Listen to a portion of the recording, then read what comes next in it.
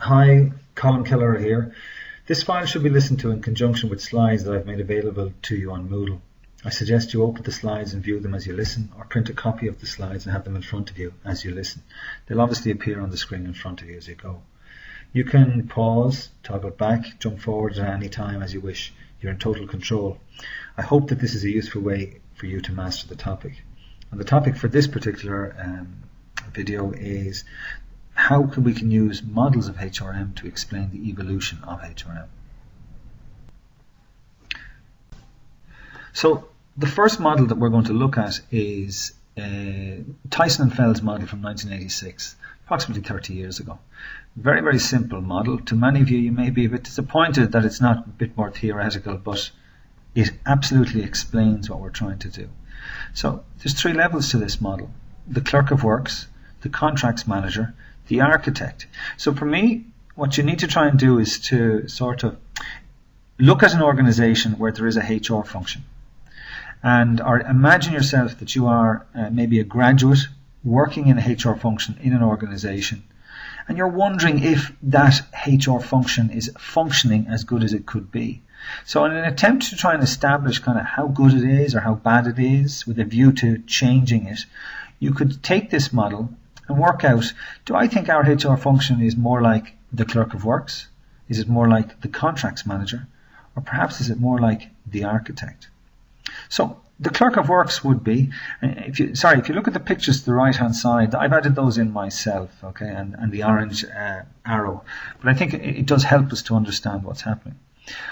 If you look at the bottom picture, you've got the clerk of works, kind of quite an austere man, grey, on the factory floor, very much a supervisory role, very much a policing and inspection type role, making sure that things get done, that they get done on time, and so on and so forth. That's the clerk of works. Is that the way in which the HR function operates in your organization? The second one up then is the contracts manager. So you can see that there's a difference here. The contracts manager is being consulted a bit more, advises a bit more, is being asked for an opinion on occasion. People value what's been said. You'll see he's not, or she is not, on the factory floor. Okay? So being a bit more proactive, possibly, and less reactive, possibly needs a higher level of education than somebody who's working at the clerk of works. So again, you have to ask yourself, the HR function that you're thinking of, is it clerk of works or is it something closer to the contracts manager type description? And then finally, at the highest level there, you have the architect. Now, the architect, what does an architect do first of all? Because it is simply a metaphor. Architects design, redesign, they craft, they recraft. They're very well educated, they're smart, they're highly regarded, they're paid very well. Okay? Is the HR function of your organization, could you describe it as being of an architectural nature? Is it very proactive? Do the senior decision makers in the organization lean on someone from HR, possibly the HR director, for advice when they're making decisions? Okay? Like nothing goes ahead until the architect gets consulted with. Nothing goes ahead unless the HR people have actually been consulted with. Tyson and Feld expanded on it. They called it the change agent first of all, and then they expanded in sort of a second sub-role called the business manager.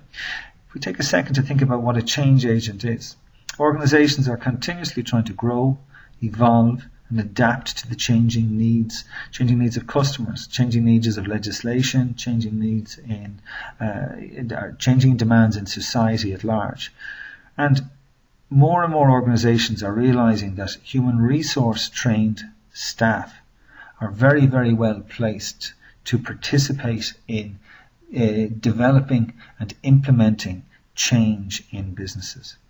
So for Tyson and Feld, they felt change agent was something that HR, if it's seen as an architect, could help with. The business manager, again, is another different slant that they added on 10 years after their model, their first version of their model. The business manager it gives recognition to HR that HR is important to the business, and the business is successful down to the engagement with the human resource management function. So the business itself grows because it recognizes the value that HR brings, and it encourages it to participate not only in changing things, but in questioning things and in improving things overall. So there we have it, the first model of 3 we're going to look at, Tyson and Fell, 1986. And it does sort of explain how HRM has evolved from the clerk of works to the architect, from personnel management perhaps to human resource management. The second model we'll look at is from Story in 1992. You can see that it's a simple enough model, okay? At the north end you have strategic, at the south end you have tactical. At the east we have reactive, and at the west we have proactive. So what Story said was, again, think about your HR function. And think about, is it reactive, is it proactive, is it strategic, is it tactical? And you wind up placing or positioning your HR function in one of 4 quadrants. So this is a tool that can help HR people to find out where our HR function is now. And then once you know that, well then obviously you can develop plans to change. So here are the 4 different possibilities. If I start in the bottom right hand side, we have the handmaidens. Again, these are images that I've added into it just to try and illustrate things a little bit easier. Handmaiden. We're at the tactical end, we're reactive. Can you imagine a sort of a manservant or a lady servant who are sort of waiting to respond to requests from managers for something to be done. Overly concerned with tactical issues, not concerned with strategic issues at all. Tactical issues might be tracking attendance, tracking absence, processing sick certificates. It's lower level. I mean, I don't want people to kind of think this work isn't important. It is important, but it's low level, of low value in terms of the business being successful, but needs to be done at the same time. And in organizations that operate personnel management practices, or where personnel management practices dominate, you'll find that HR is actually seen as a handmaiden type role, although they probably would never refer to themselves as such. If I move to the left, and if we look at where we're still tactical, but we're more proactive, you'll see that I have a judge's gavel and hammer. And what I'm trying to show here is this phrase or this description as HR being regulators. So in this space, we are more proactive, which is better. However, we're very, very focused on policies, procedures and rules and regulations and employment legislation. And, you know, some of the common discussions that are occupying some HR people at the moment is, oh, we need a policy and procedures for social media in the workplace. We need policies and procedures for the use of mobile phones and cameras in the workplace. We need policies and procedures for everything. And can you imagine working in an organization where every single thing that you might like to do is proceduralized? You know, for me, it goes back to the days of Taylor and scientific management. And whilst that does work in many sort of manufacturing heavy organizations, for many of kind of the current organizations that are dealing with what I'll call 21st century problems, I'm not quite sure if, you know, HR positioning itself as a regulator is the best place for it. If I go to the top right hand side, and if I see we move into the strategic space, and it's reactive. Here, HR is very, very capable, very, very competent, but almost sort of sits in the room waiting for the phone to ring and waits for somebody to seek advice before we give it. So we keep our expertise to ourselves and our capabilities to ourselves. So those that choose to engage with HR get the benefit from it, but those that don't. So if you have an organization where people don't try to utilize the power that HR has, well then it just remains dormant inside in an office somewhere. So but I want you to see that this is more strategic, much more than tactical. Now the handmaiden stuff still needs to be done, but in this particular instant, HR is starting to really, really add value by mentoring, coaching, advising, getting involved in kind of bigger picture stuff, the strategic end of things. And then the fourth descriptor that Story came up with is this change makers idea. Excuse me. Change makers are both strategic and proactive. So change makers is where, you know, HR is seen as more of a business partner, more of an architect, if you want to link it back to the previous model. That other functions within the business, marketing, research, manufacturing, engineering, the finance area, they engage with the HR staff as they're trying to make improvements and enhancements to the organization. HR's input and participation is valued by the other parts of the business. So they bring them on board, and HR winds up in a change-making type role, okay, which is much more proactive and much more strategic. So there we have it. Second model, story 1992. Again, think about a HR function. Where does it see itself currently? Where would it like to be? So, for example, if a HR function believes that it's maybe policing too much, it may consider itself to be in the regulatory end of things. Then it obviously wants to push northwards into the change-making side. And the third model, the last model we'll look at, is from Ulrich, 1997. Dave Ulrich, if I could just put in a plug for him at the moment, if you're going to keep studying human resource management, you need to read Dave Ulrich's work. Okay, Dave Ulrich is regarded as basically the HR academic for the last maybe 20, 30 years. He wrote one fabulous book called HR Champions. Again, that's a side issue, but if people do want to kind of pursue this, Google him, find out about him, find out what he's written, and because his fingerprints are all over current day practices in HR. This model, for example, we're going to touch on here is currently in use in some of the multinationals in Galway. So he would have designed it 20 years ago, and it just took time for businesses to see its value, to recognise its value. But anyway, either way, Dave Ulrich is a name that you should keep in your head. Anyway, Ulrich's model, again, simple enough to construct. Strategic at the north, operational at the south. People at the east, and processes at the west. So let's move on and see about the four categories that come from. Well, if we start at the bottom right-hand side like we did before, at the operational end, and if you're very, very people-focused, well, then you could describe yourself as being an employee champion. When I say yourself, I mean your HR function. Okay? If your HR function is very, very focused on people or overly focused on people, and if it is very, very focused at the operational end of things, the administrative end of things in the business, well, then it'll sort of be a port of call for employees to go to. Now, what I'd like you to focus is that it's not a manager's champion. It's a champion for employees, and that's how it is perceived. Okay? If we come to the left and keep it operational, and if you focus very much on processes, well, then it's administrative expertise. Possibly you can include in this kind of employment legislation, but it's really been very, very good at the operational and the administrative end of things. Okay? Again, possibly a lot of procedures, a lot of regulations, knowing what to do, designing and processes for the business processes, okay, that actually support what the business is trying to achieve. If I move up to the top right-hand side, you'll see change agent is here. If you focus on people, and if you're strategic, HR could be very, very useful to a business who's trying to implement plans and strategies. And there's a huge aspect of sort of maybe changing people's mindset. There's a model by a guy called Kurt Lewin, spelled Lewin. So it's a basic model of change called freeze, unfreeze, refreeze. And the idea is that people in an organization, they're very fixed in their ideas. They were hired to do a particular job and they do it. And everything is great, but the owners of the business, they want to change things up.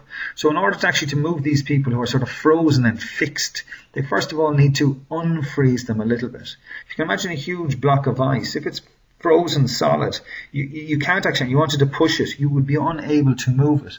However, if you unfreeze it a little bit, and a little bit of, if it gets wet at the bottom of the ice, well, then you'll actually slide along nicely and you can push it to a new position and then you can refreeze it. So that's just a basic model of change, but human resources trained people are very, very skilled at sort of unfreezing people, getting them to stop being so fixed in their ideas and moving them to where the business would like them to be. So that's work that's much more strategic, but again, it's very, very people focused. Now, the ideal, according to Ulrich, is that you occupy this strategic processes quadrant, what he calls the strategic partner. Now, again, we're seeing the word partner. We had business partner in the first model with Tyson and Fell, and we absolutely have strategic. Strategic is big picture. Strategic is sitting at the top table, being considered a partner one-on-one with all of the other heads of function or the other directors. And influencing decisions as they happen, influencing big, like strategic again is long term. We're talking 3, 4, 5 years from now. Making decisions now that are going to impact what we're going to do in 2020. At the operational end of things, you're only impacting what's going to happen this year. So strategic partnering, you can see, is a really, really high value place to be. So what Ulrich, and in fact all of the models are trying to show, is that businesses need to sort of shift towards this strategic partnering sort of space if businesses are to get the highest value from HR. Okay. Now, in terms of using the second and the third models to explain the evolution of HR, I'm just going to move on another little bit. Again, from Ulrich's book, 1997, you can actually see that there's a change in the role. Change the role from being very operationally focused to being more strategic focused. Being more of an emphasis on policing to more of an emphasis on partnering. An emphasis in mindset from switching from short term, dealing with this week's problems, to long term, dealing with the problems of a few years from now. Moving from being very administratively focused to being much more consultative, advising, counselling, guiding. The function orientation means that the HR function is very much concerned with itself and doing the best that HR itself can do. Whereas business orientation is HR being concerned with the health of the business rather than the health of the HR function within the business. So we can say that there's a switch in mindset from being function orientation to business orientation. You've got this point where there's a move from an internal focus to an external focus. Now, I want you to think about this for a second. This is linked to the function orientation. If HR people are very internally focused, they're only interested in what's going on in the HR area, and they may be interested in what's going on in the HR area within the kind of the greater business context, but that's it.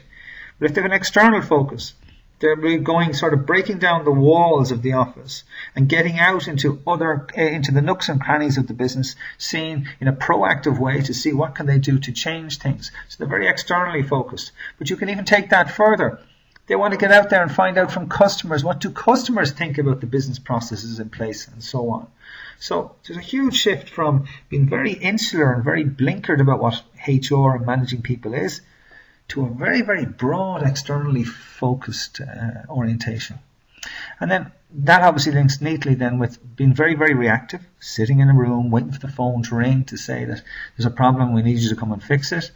Manager rings you and says, listen, somebody has alleged bullying, what do I do?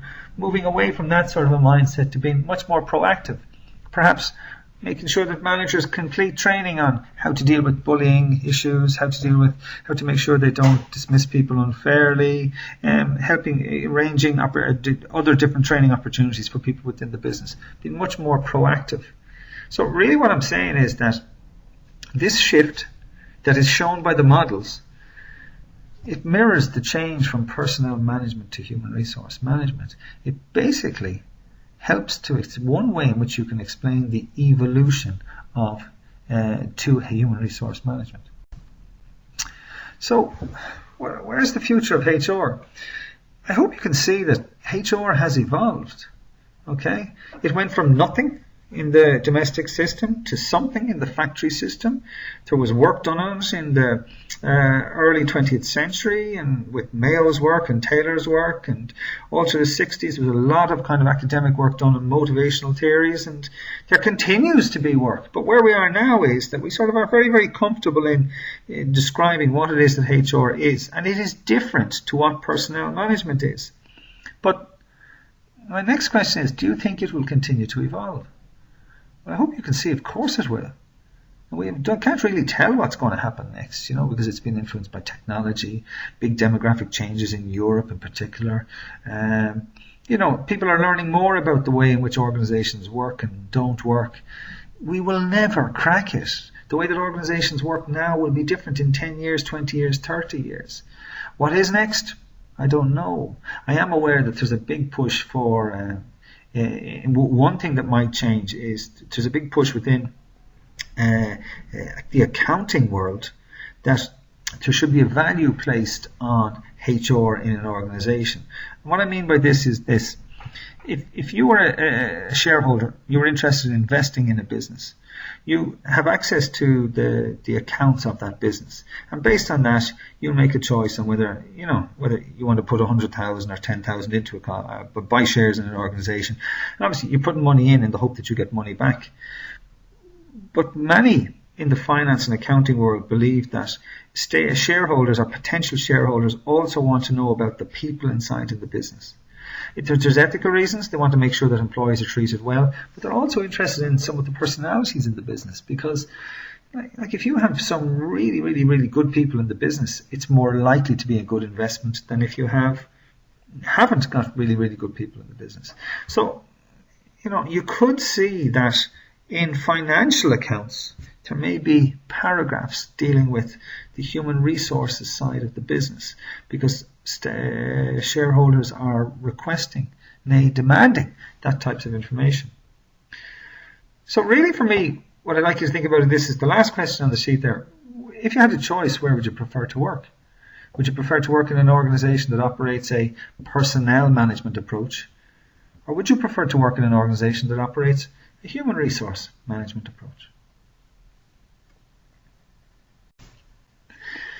The final slide of this is what I just call supplemental HR skills note, because this is HRM 1.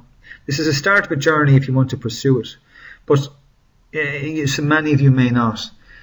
It's important that you recognise that it is necessary to develop your ability to communicate in business language. I just really want to make this point that business graduates need to be able to work with experts from other areas within the business. So you do need to be able to talk to the finance people using financial language. You must be able to talk to the marketing people using marketing language, the IT people using the IT language. You must be able to talk to HR people in using HR language. And also, for HR practitioners, this is the second point, if you want to be taken seriously by other established professions, then don't get so caught up in your own little bubble that you're not able to communicate with the other parts of the business. Remember where we're trying to get to. We want to strategically partner. We don't want to police. We want to be proactive, not reactive. So for that to be the case, we have to get outside of our office. And whilst when we talk HR to HR people, we can engage fully. We also need to be able to talk with the other people in the business if we are to be able to do our job effectively. Okay? And that really concludes this video, and I hope it's of some use to you.